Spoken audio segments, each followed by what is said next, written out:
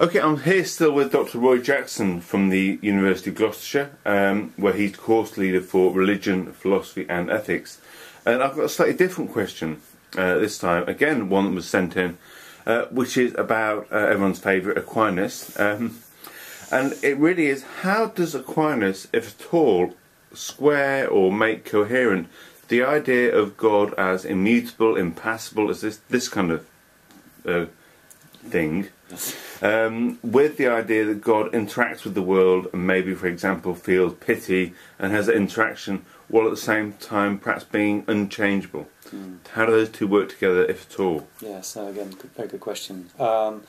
Yes, because on the one hand we have the God of classical theism, and this God is perfect. And I think that the problem with perfection is you can't make something more perfect than it is. Yeah. So God cannot change or be affected in any way. But at the same time, the biblical God is a God which does interact. And how can he equate these two? And I think it's interesting. Of course, Aquinas was aware of this, and his Summa Theologica. People often obviously talk about his 5 ways, which I think take up a page or two of Summa Theologica, but it's most versions of it are about 3,500 pages. So this is something he does deal with, and in that work he gives the example of prayer, because the question is asked: well, what is the point of praying to God if God cannot be in any way changed by your requests, if you like, in this kind of way?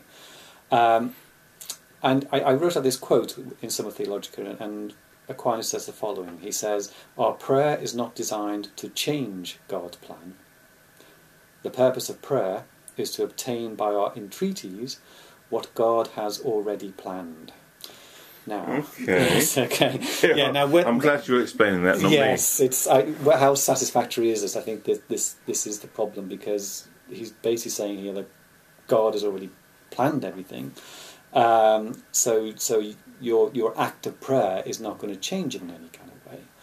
Now this is a problem because... So you're asking for things to work out the way that they were already going to work out anyway? Yes. Unless I've misunderstood forward destination. It does seem to be the case. So of course the response to that is why then should I actually bother to pray at all? It's not going to change it in any way. Now Aquinas' response to this, he gives an example of... he says, in order for the trees to get wet, it has to rain. Right. Now he argues that is no different from saying, in order for you to get what you desire, you have to pray. Now he's equating the two. Now obviously what he's doing there is, maybe it's not so obvious, he's saying that nature, Aquinas saw nature in this very holistic way, in a very Aristotelian way. All of nature has order, it has function, it has purpose. Human nature is a part of that, it's part of that order and function. So in the same way there are natural laws, human beings are part of that natural law. So he's equating the two there. So in both cases of the rain, getting the trees wet, praying, getting what you desire, God is changeless. He has already willed that things come about, but nonetheless you have to do it in order for it to come about. So you have to somehow pray to manifest the inevitable. Yes. It sounds grand, but I'm still not sure I understand it. No, I know. it's because of course an immediate response to this path will be, well, okay, when you talk about the laws of nature, there's kind of a mechanical process going on there. With human beings, the problem that then arises is the whole issue of free will. We'd want to say that we're praying because we want to, and we're involved in that. Whereas that does not equate well with the idea of God's plan. And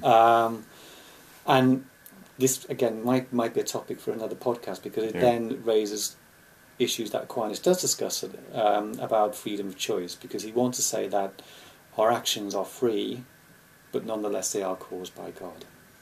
And that's quite a complicated argument. Yeah, I look forward to that in terms of a discussion. Yeah. In terms of this, just a final point, I think. God's pity. Does God have pity for me when I suffer?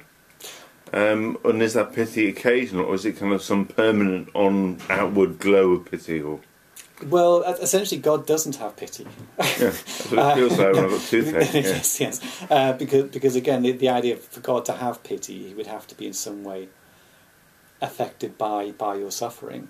So it's very much a kind of an abstract God in that way. So the God of Aquinas is really quite compared to some more evangelical interpretations, is quite a distant or theoretical God. On the one hand, yes. On the other hand, it shouldn't stop you from, in a sense, having faith in the biblical God.